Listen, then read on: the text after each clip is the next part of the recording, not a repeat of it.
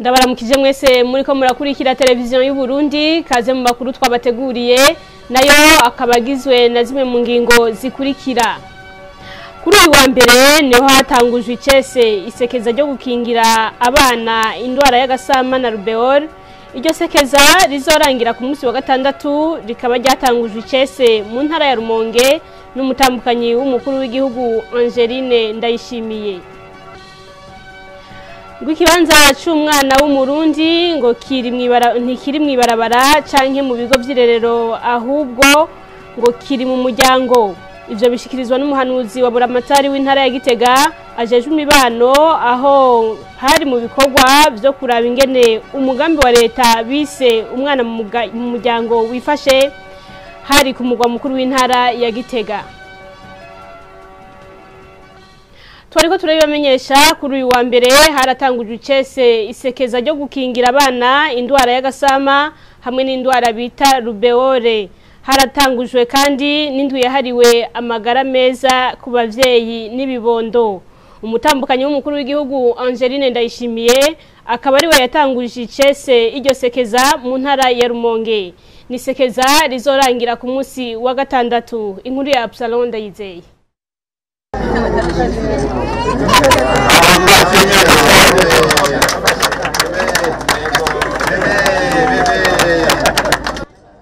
Ibirori vyo gutanguza icese isekeza ryo gukingira abana indwara y'agasama na rubeole hamwe n'indwi yahariwe amagara meza ku bavyeyi n'ibibondo vyabereye ku ivuriro ritoya rya Mutambara bihagarariwe n'umutambukanyi w'umukuru w'igihugu Angeline Ndayishimiye. Hatanzwe ibinini ku bavyeyi bibungenze, haratangwa amama y'ivyunyunyu bikinga uruhumyi, urucanco rw'agasama na rubeole, haranatangwa n'ibinini vya rubendazole. Eka ndetse haranerekanwa ukuntu hategurwa ibifungurwa bikwije vyangombwa umubiri ukeneye. Ibirori bikaba vyabandanirije ku kibuga c'inkino aho vyitabwe n'abene gihugu bo mu mico itandukanye. Abagiye barafata amajambo harimo n'icegera c'umukuru w'ishirahamwe mpuzamakungu ryitaho ibibondo UNICEF bashimiye leta y'u Burundi ku mwitwarariko ifise wo guteza imbere amagara y'abene gihugu. Guhabwa rero urucanco rwo gukinga agasama na rubeole ngo n'uburenganzira. Umushikiranganje w'amagara y'abantu akaba yatomoye ukuntu iryo sekeza rizogenda. Hazotangwa urucanco rukinga agasama na rubeole ku bana bose bafise kuva ku mezi 9 gushika ku batarakwiza imyaka 5 mu gihugu cose. Hazotangwa amama ya vitamine A ku bana bose bafise kuva ku mezi 6 gushika ku batarakwiza imyaka 5 kugira bakingirwe indwara y'uruhumyi. Hazotangwa kandi ibinini vya bendazole bivura inzoka zo mu nda abana bose bafise kuva ku mwaka gushika ku myaka 14. Hazotangwa kandi ibinini vya bendazole ku bakenyezi bibungenze kuva ku mezi 3 y'imbanyi.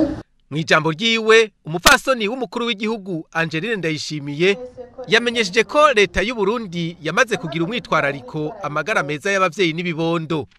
Ati birakwiye ko haranduranwa n'imizi mu Burundi indwara y'agasama na rubeole. Akaba yahamagariye abarundi bose kwitabira iryo sekeza. Harashizweho umwitwarariko wihariye ku magara meza ku bavyeyi n'ibibondo kubera ata gihugu gishobora gutera imbere iyo migwi amagara yabo yifashe nabi. Kubw'ivyo ndahamagariye abarundi bose atari n'umwe asigaye inyuma kwitabira ibikorwa bijanye na rino sekeza turamutse dutanguje uno munsi. Amakomine yose n'imitumba yose twitwararike kuraba ko atamwana n'umwe canke umukenyezi ari mu begwa n'ivyo bikorwa yosigaye inyuma. Aka kakaba ari n'akamo katewe ubwa mbere na mbere imiryango hamwe n'abarongoye abandi mu bisata bitandukanye. Muri ivyo birori abene gihugu bo mu ntara ya Rumonge bakaba bashikirije umutambukanyi w'umukuru w'igihugu utuganuke dutandukanye tugizwe n'ivyimburwa muri iyo ntara. Ibice 100% by'amafaranga yategerezwa kwegeranywa hagati mu gihugu yaregeranijwe n'ubushikiranganje bujejwe ikigega ca leta. Vyashikirijwe na Domitien Ndiho kubwayo kuri uyu wa mbere aho yari karashikiriza ivyaranguwe mu gice ca mbere cy'umwaka w'2021 ushira uwa 2022 mu mukurikire. Kubijanye n'amafaranga leta yegeranije bivuye hagati mu gihugu ku mafaranga angana n'imiliyaridi 588 arenga gato y'amafaranga y'amarundi yari yitezwe kwegeranwa mu gice ca mbere cy'umwaka w'ibihumbi 2021 ushira w'ibihumbi 2022 igihugu cegeranije biciye mu kigobe amafaranga angana imiliyaridi 642 n'imiliyoni 340 y'amarundi nukuvuga ko tugeze ku bice 109 yari yitezwe kwegeranywa. Bijanye n'amafaranga igihugu cegeranije biciye mu basanzwe basahiriza igihugu mu migambi y'iterambere, igihugu cacu biciye mu bushikiranganje bw'ikigega ca leta bwarashize umukono ku masezerano yo gufashanya ni banki y'iterambere rya Afrika y'amafaranga agera ku miliyoni 200. Hanyuma harashigwa ko umukono n'umuryango w'ibihugu vya Buraya umukono w'amasezerano y'amafaranga angana n'imiliyoni 17,670 z'amafaranga y'abanyaburaya. Hanyuma harashigwa ko kandi n'umukono ku masezerano yaho Burundi amafaranga angana n'imiliyoni 80 z'amafaranga y'abanyamerika. Vyongeye harabaye n'amasezerano hagati y'u Burundi n'ikigega mpuzamakungu FMI yo guha Burundi ingurane ku nyungu itavuna y'amafaranga angana na miliyoni 76 n'imiliyoni n'ibihumbi 200 z'amafaranga y'abanyamerika. Uburundi bwongera kandi buhabwa n'ico kigega nkuko n'ibindi bihugu vyari vyagiriwe ayo mahigwe. Uburundi nabwo buraronka amafaranga angana na miliyoni 211 n'ibihumbi 500 z'amafaranga y'abanyamerika. Leta y'u Burundi biciye ku bushikiranganje bujejwe ikigega ca leta kuri uyu wa mbere yarateye umukono ku masezerano y'ingabire y'amafaranga miliyoni 150 z'amadolari y'abanyamerika atanzwe ni banki y'isi yose. Ayo mafaranga aje gufasha mu gice ca kabiri kigira kabiri cy'umugambi mera nk'abandi, umugambi uzofasha mu ntara zose z'igihugu ku miryango ifite amikoro make, no kuvuga abarundi bagera ku miliyoni bakazoronka ubuzi bubabeshaho. Ayo mafaranga azonafasha mu gusubiza mu zabo impunzi. Turabandanya n'amakuru twabateguriye. Umugwi w'amatora ujejwe gushiraho inama nkuru y'ugwaruka kuri uyu wa kabiri wasohoye itangazo aho umenyesha ko ikirangamisi cy'amatora yo gushiraho inzego z'iyo nama nkuru y'ugwaruka. Ayo matora rero nayo nkuko abivuga akazotangura guhera itariki 19 gushika itariki 27 z'uku kwezi. Kurikire Tasenga Hungu arongoye umugwi w'amatora ujeje gushiraho inama nkuru y'ugwaruka.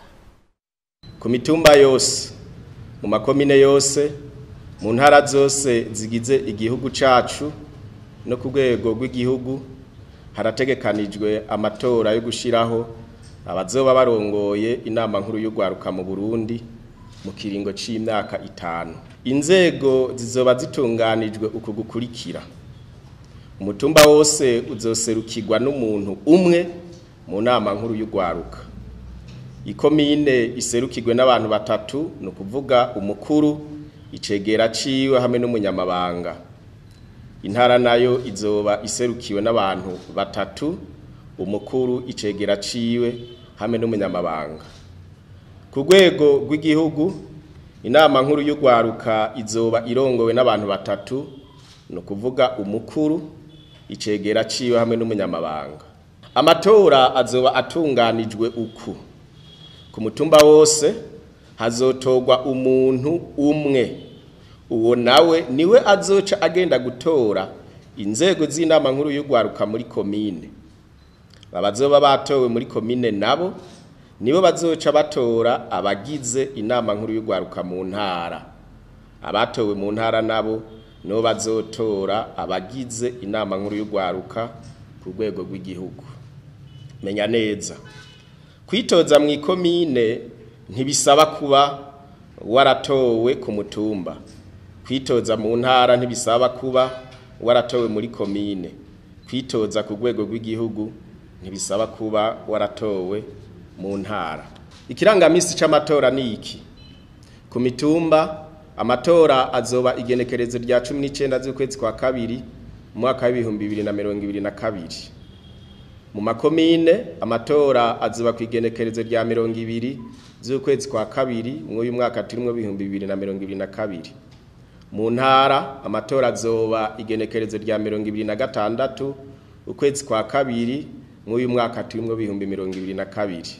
Nayo ku rwego rw'igihugu amatora azoba igenekerezo rya 27 ukwezi kwa kabiri mu uyu mwaka turimo 2022. Uwutora abwirizwa kuba ari umurundi, ari imvukira canke abaye imyaka 5 canke irenga kuwo mutumba canke mwiyo quartier, mwiyo commune no mwiyo ntara. Abwiriza kuba kandi ari hagati y'imyaka 18 n'imyaka 45.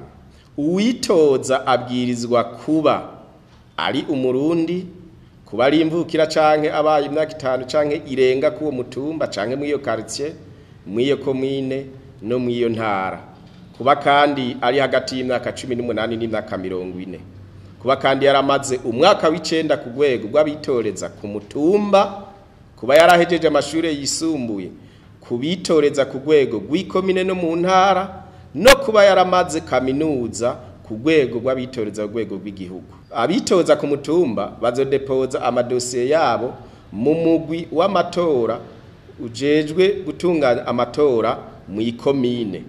Idosiye izo bigizwe n'ibikurikira: ifotokopi ya karangamuntu hamwe n'urupapuro rwerekana yuko yamaze umwaka w'icenda. Abitoza mu ikomine nabo bazodepoza mu mugwi ujejwe amatora muri komine, nabo bakazodepoza ibi bikurikira: urupapuro rwerekana umwidondoro wiwe, no kuvuga CV mu gifaransa, ifotokopi y'ikarata karangamuntu hamwe n'urupapuro rwemeza ko yamaze amashure yisumbuye. Abitoza mu ntara bazodepoza mu mugwi ujejwe amatora mu ntara, nabo bazodepoza ibi: urupapuro rw'umwidondoro wiwe, no kuvuga CV, ifotokopi y'ikarata karangamuntu hamwe n'urupapuro rwemeza ko yamaze amashure yisumbuye. Nayo abitoza ku rwego rw'igihugu bazodepoza amadosiye yabo mu mugwi ujejwe amatora ku rwego rw'igihugu, nabo bazodepoza ibi bikurikira: urupapuro rw'umwidondoro, no kuvuga CV, urupapuro rwerekana yuko adakurikiranwa n'ubutungane, ifotokopi ya karangamuntu n'urupapuro rwerekana ko yamaze amashure ya kaminuza.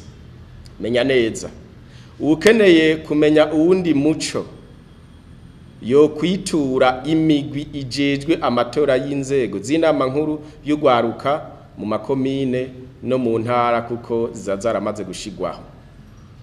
Mu gusozera, umugwi ujejwe amatora y'inzego z'inama nkuru y'ugwaruka ku rwego rw'igihugu rwipfurije amatora meza ugwaruka, rugasaba ugwaruka kuzosidukana n'iyonka mu kwitaba ayo matora. Ubushikiranganje mu byo bujeje harimo ivyo kumenyesha makuru kuri uyu wa mbere bwarashikirije ivyo bwaranguye mu mezi 6 arangiye.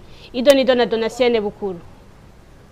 Ubushikiranganje bwo kumenyesha makuru, ubuhinga ngurukana bumenyi n'ibimenyesha makuru bwararanguye bitari bike mu mezi 6 arangiye, bukaba mbere bwishimira ivyo bwaranguye naho intambamye zitabuze. Umushikiranganje Leo Kadinda Cayisaba yamenyesheje ko ubwo bushikiranganje bwaranguye n'iyindi mirimo ngirakamaro itari yarategekanijwe ku rutonde ibikorwa byari bitegekanijwe kurangurwa mu mwaka wa 2021 mushiru wa 2022. Mu gisata cyo kumenyesha makuru, ibinyamakuru vya leta byarakoze ibikorwa bitari bike bijanye no kuronsa inkuru n'ibiganiro abanyagihugu biciye mu binyamakuru vyandikwa mu nsamirizi no mu mboneshakure tudasize inyuma ikoreshwa ry'ubuhinga ngurukana bumenyi. Ivyo bimenyesha makuru ntivyahengeshanije guhimiriza abanyagihugu ngo bijukire kugwiza umwimbu, gutanga amakori no kugwanya ibiturire, ndetse na radio televiziyo vy'igihugu bikaba vyararonkejwe agashimwe katanzwe n'ikigo OBR kuko vyafashije cane mu guhimiriza abatanga kori. Ibinyamakuru byarafashije ubushikiranganje bw'amagara y'abantu mu guhimiriza abanyagihugu ngo bikingira ikiza ca coronavirus cagumye kigeramiye amakungu Burundi budasigaye inyuma. Mu ntumbero kandi yuko hatangura gukoreshwa ubuhinga bwa none kumbonesha kure y'igihugu ico bise télédiffusion numérique, ubushikiranganje bwarabandanije kuraba ingene ishirahamwe STNB yotangura gukora. Ubushikiranganje bukaba bwarashikirije mu nama shikiranganje urwandiko gwerekana uko iryo shirahamwe ryoshobora gukora.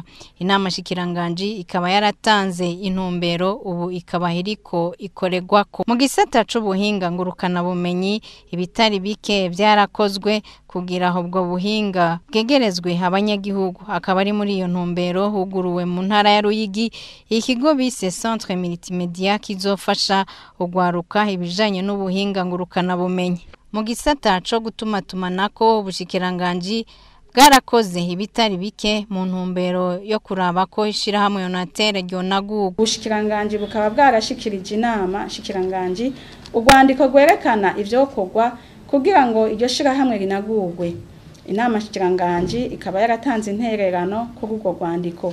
Ubu rero hakaba hari umugwi washinzwe kwiga ingene ivyashikirijwe kugira iryo shirahamwe rinaguke byogenda birashirwa mu ngiro. Ukabuheruka guheza ico gikorwa, ubu kikaba kirindiriwe guca mu nama shikiranganje kugira cemezwe. Tukizera ko ishirahamwe Yonatere rizosubira kunaguka rikaba koko ishirahamwe rikora yunguka. Mu gisata c'amaposita, Posita y'u Burundi yarabandanije imirimo yayo yo gufasha abakozi kuronka imishahara yabo batarinze kuja kure. Naho rero ibitari bike byaranguwe intambamye ntizabuze. Hari kubura uburyo bukwiye n'ibikoresho mu bisata byose kugira bikore neza ivyategekanijwe, cyane cyane mu gisata cyo kumenyesha amakuru, kuko ibinyamakuru kugira bishobore gushikira bene gihugu bibaha ijambo birasaba uburyo, cyane cyane imodoka zitwara abamenyesha amakuru, iyo ikaba yarabaye intambamye ikomeye. Iyindi ntambamye ni ijanye n'uburyo butangwa n'ubushikiranganje bw'ikigega ca leta buteba kuboneka, bigatuma hari ibikorwa biteba kurangurwa.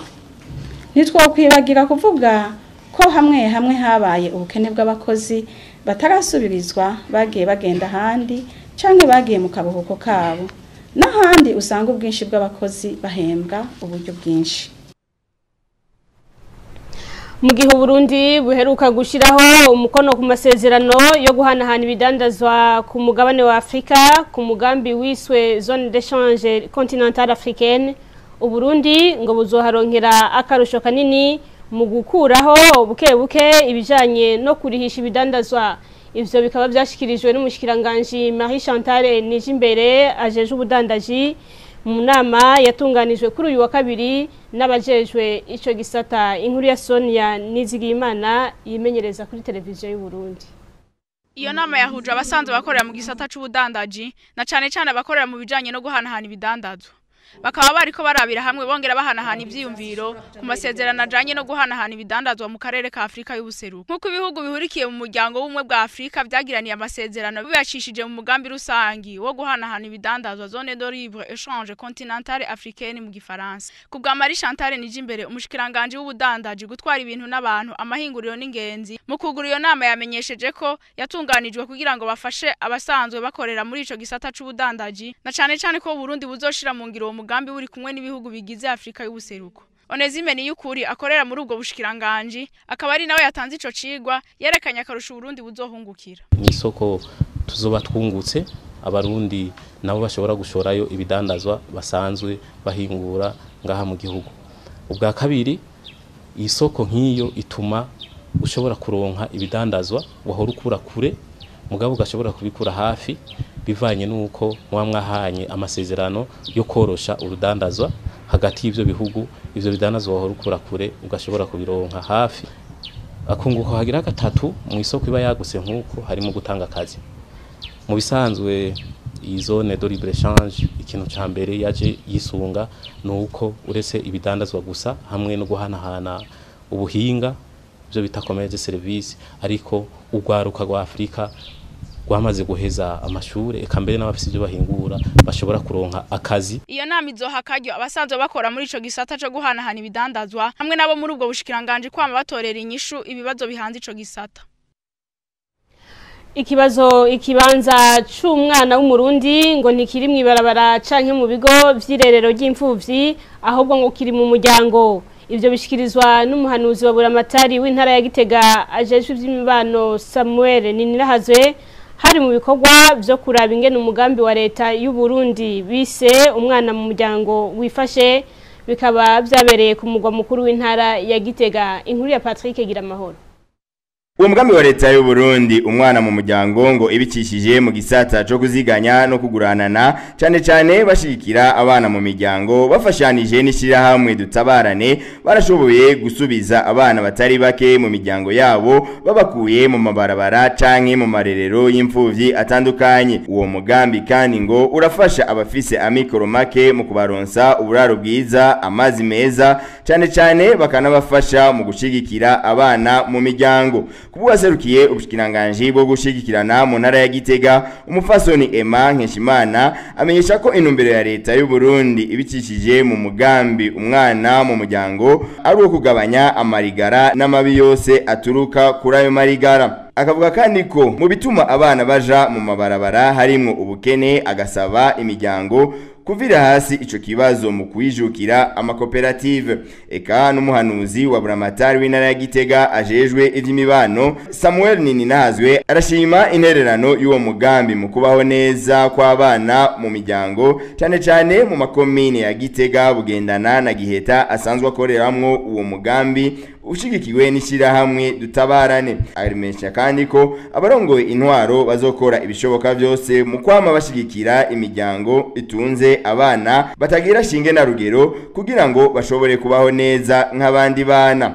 Ivyo bikorwa kandi bikaba byari byaranzwe n'udukino dutandukanye tumugwi ninde hamwe n'ihiganwa ry'imigwi itandukanye yaserukiye izo komine zitatu zo mu ntara ya Gitega ishira hamwe dutabarane n'umugambi umwana mu muryango usanzwe ukoreramwo. Aha mu gisagara cha Bujumbura hari amabarabara mwamwe yagiye arononekara gushikaho n'ayahora mu ikaburimbo asigaye ameze nk'amabarabara y'ivu, ariko hari n'ayandi ariko arasanurwa mu ntumbero yo korohereza abayacamwo. Inkuru ya Christine Kimana. Aha ni kwibarabara bita Avenue Gitenge rija muri quartier Mutanga Sud. Iryo barabara ubu rikaba ririmwe ibinogo, eka mbere nawo menya ko gigeze kuba ririmwe ikaburimbo kiretse uduce tumwe tw'iryo barabara ubona ko higeze gusigwa ikaburimbi, ahandi ni barabara ry'ivu. Ibintu bikaba biruko no mu yandi mabarabara aca muri iyo quartier. Ahandi hari barabara ryononekaye ni kwibarabara rija muri quartier Kigobe uciye hafi y'ishure nderabigisha NS umanuka gushika ahari kigo cigisha imyuga. Iryo barabara ririmo amabuye asongoye, ivyo rero bigatuma bamwe mu bagendesha amamodokari bahitamo guca mu mukono utari wabo barondera aho hakimeze neza. Ivyo biribonekeza no kwibarabara rica hagati ya quartier Kinanira ya kabiri na quartier Kinanira ya gatatu. N'iryo barabara ririmwo ibinogo bituma abaricamwo batoroherwa kuko impande z'ibarabara zisa n'izitakireha, n'ivyo bigatuma uruja n'uruza muri iryo barabara rutoroha. Hari n'amabarabara y'ikaburimbi yo mu gisagara ca Bujumbura usanga yarononekaye biturutse ku bikorwa vyo kwimba ahaca imiringoti itwara amazi canke insinga z'umuyaga nkuba, aho usanga bene gukora ivyo bikorwa badafurira aho bimvye ngo basubize ibarabara uko ryahora rimeze. Ariko rero hari n'ayandi mabarabara ariko aragarukirwa ubona ko ibikorwa vyo kuyasanura bigeze ku ntambwe ishimishije. Ni nk'ibarabara rikitse rica munsi y'ahari ko harubakwa ibiro vy'ibanki Bankobu. Ibikorwa vyo gusanura iryo barabara bikaba bibandanya. No mu manuko bw'igisagara ca Bujumbura ibarabara rishasha amabuye aho bita Avenue Mardi ryarasanuwe inyuma yaho ayo mabuye ashashe yari yaratwawe n'amazi y'imvura mu mwaka uheze. Nayo kwibarabara ry'igihugu nimero 3 ku ruhande rwo mu Kanyosha biraboneka ko bariko baragerageza kuzibira ibinogo bimwe bimwe biri muri iryo barabara hakoreshejwe uburyo bubayabaye, ariko imvura iramutse iguye iryo barabara rishobora guca risubira kononekara. Amabarabara rero yononekaye yarakwiye gusanurwa hakiri kare kuko iyo arinze kononekara cyane uruja n'uruza muri ayo mabarabara ntirugenda neza n'uburyo bwo kuyasanura bukaba bwinshi. Turabandanya n'amakuru twabateguriye mu gisagara ca Gitega ibijanye no kwikingira ikiza c'umugera wa corona ntibikikurikizwa neza mu bibanza bihurirwamo n'abantu benshi, ariko rero abitura ikigo kijejwe gupima ico kiza ngo bakaba baragabanutse nk'uko tubibwirwa na Patrick Giramahoro. Aho mu kibanza cyahariwe gupima ikiza ca coronavirus ku bitaro vy'akarere vy'Igitega ku mugwa mukuru wa politike, ibitigiri by'abaza kucipimisha byaragabanutse cyane. Imirongo wahora usanga yuzuye ko abantu ubu usanga haza umuntu umwe. Eka n'abakora muri ico kibanza bamenyesheje ko kuri uyu wa mbere gushika isaha 6 zo ku murango bari bamaze kwakira abantu 70 baje kwipimisha, mu gihe mu misi yahera bakira abarenga 500. Ariko rero no muri abo bake baza kwipimisha ngo harabo basanga baranduye ico kiza. Kubijanye no gukurikiza ingingo ya leta yo kwikingira ikiza COVID-19, ugiye ahahurira abantu benshi nko ku gituro cy'imiduga ku masanganzira, abaje kwipakiza harabahinjira badakaravye n'ibikoresho byo gukaraba, haraho usanga bidahari, aho biri naho ugasanga bidafise amazi n'isabuni. Ikijanye naco no kwambara udufukamunwa, muri ico gituro nyene haraburira imiduga bakurikije ibisabwa byo kwambara udufukamunwa, n'abandi usanga bari muri ico gituro batatwambaye. Ku isoko nkuru ya Gitega naho nyene abantu binjira badakaravye,